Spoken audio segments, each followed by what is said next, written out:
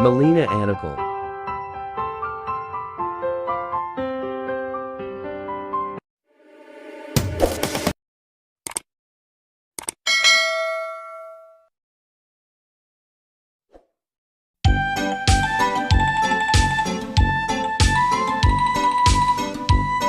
Hello everyone! I'm here again, Melina Anical. So, ang tutorial natin ngayon ay ituturo ko sa inyo kung naka-online ka sa Messenger o hindi. So, napakadali lang. Gayahin mo lang ang aking gagawin. Tara, let's! Kung nakita mo itong Messenger, itong binibilugan ko, punta ka lang dyan. So, i-press natin.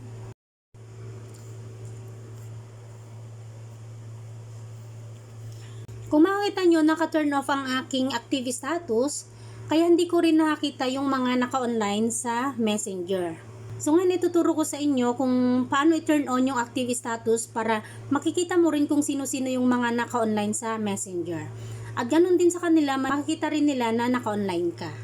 Kung nakikita mo yung tatlong guhit na nasa left side, yung nilalagyan ko ng arrow, punta ka lang dyan, press natin.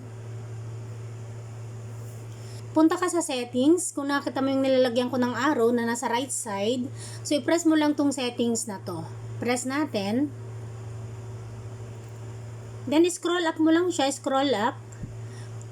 Then punta ka lang dito sa active status. Kung nakita mo itong active status, so ang nakalagay dito ay off. So i-press mo lang to.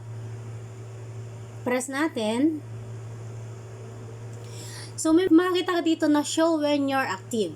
So kapag tinurn on mo to, so makikita nila na naka-online ka. So magpapakita mismo naka-online yung account mo. So try natin. So ito turn on natin to. So kung nakita nyo show when you're active, kung may nag-chat man o mga kaibigan mo na nasa Messenger, makikita na nila na naka-online ka. Once na binuksan mo yung Messenger mo.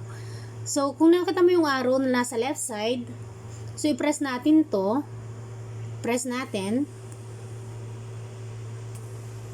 Then, balik ulit tayo sa chat box. So, press ulit natin yung arrow na nasa left side. Then, punta tayo dito sa chat box.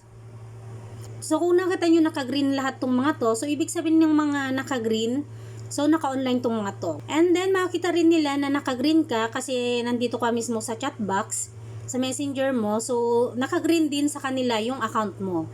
So that's for today. I hope na nakatulong ako sa inyo sa tutorial ko na ito, especially sa mga new beginners at sa mga hindi na rin nakakaalam. See you on my next tutorial. Thanks for watching. God bless us all. Bye-bye!